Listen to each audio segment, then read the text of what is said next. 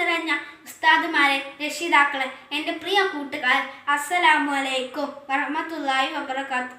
നമ്മുടെ മുത്തു മുഹമ്മദ് മുസ്തഫ സല്ലല്ലാഹു അലൈഹി വസല്ലമയുടെ ജന്മദിനം കൊണ്ടാടുന്ന ഈ വേളയിൽ നബിയുടെ ജീവിതത്തിലുണ്ടായ ഒരു സംഭവം ഞാൻ പറയാം.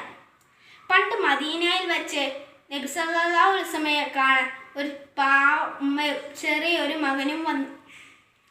എപ്പോഴും മധുരം നുണയണം അവന്. അങ്ങനെയാണ് ആ ഉമ്മ മകനെയും കൂട്ടി നബി സല്ലല്ലാഹു അലൈഹി വസല്ലമയുടെ അടുത്തെത്തിയത്. അവർ സങ്കടത്തോടെ പറയാൻ തുടങ്ങി, നബിയെ, എൻ്റെ മോനെ അങ്ങൊന്ന് ഉപദേശിക്കണം. അങ്ങ് പറഞ്ഞാലേ കേൾക്കൂ. എപ്പോഴും മധുരം തീറ്റയാണ്. വേറെ ഭക്ഷണമൊന്നും വേണ്ട. ഇത് മാറിക്കിട്ടാൻ ഞങ്ങൾ എന്തൊക്കെ ചെയ്തു നോക്കി, എന്നിട്ടും ഒരു രക്ഷയുമില്ല. അല്പനേരത്തേക്ക് നബി സല്ലല്ലാഹു അലൈഹി വസല്ലം ഒന്നും മിണ്ടിയില്ല. കുറച്ചു കഴിഞ്ഞ് പറഞ്ഞു, നിങ്ങൾ പോയിട്ട് പിന്നീട് വരൂ. നാളുകൾ കഴിഞ്ഞു. വീണ്ടും നബി സല്ലല്ലാഹു അലൈഹി വസല്ലമയെ കാണാൻ വന്നു.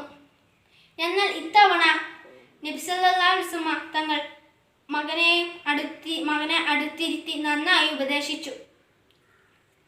അങ്ങനെ അവൻ്റെ കുസൃതിയൊക്കെ മാറി നല്ല കുട്ടിയായി. ആദ്യം വന്നപ്പോൾ ഒന്നും പറയാതെ അവരെ തിരിച്ചയച്ചത് എന്തിനാണെന്നറിയാമോ? നബി സല്ലല്ലാഹു അലൈഹി വസല്ലമക്കും മധുരം വലിയ ഇഷ്ടമായിരുന്നു. സ്വന്തം പോരായ്മകൾ മറച്ചുവെച്ച് മറ്റുള്ളവരെ ഉപദേശിക്കരുതെന്ന വലിയ മാതൃകയാണ് നബി നമുക്ക് മുമ്പിൽ കാണിച്ചു തന്നത്. രണ്ടാമത്തെ പ്രാവശ്യം ഉമ്മയും മകനും വന്നപ്പോഴേക്കും നബി സല്ലല്ലാഹു അലൈഹി വസല്ലമ മധുരം അമിതമായി കഴിക്കുന്ന ശീലം മാറ്റിയെടുത്തിരുന്നു. അതിനുശേഷം മാത്രമാണ് നബി ആ കുട്ടിയെ ഉപദേശിക്കാൻ തയ്യാറായത്. പ്രിയ കൂട്ടുകാരെ, ഞാൻ ഇതിൽ നിന്ന് ഒരു പാഠം ഉൾക്കൊള്ളണം.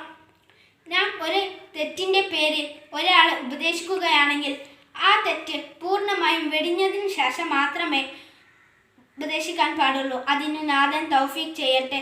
ആമീൻ. അസ്സലാമു അലൈക്കും വറഹ്മത്തുള്ളാഹി വബറകാതുഹു.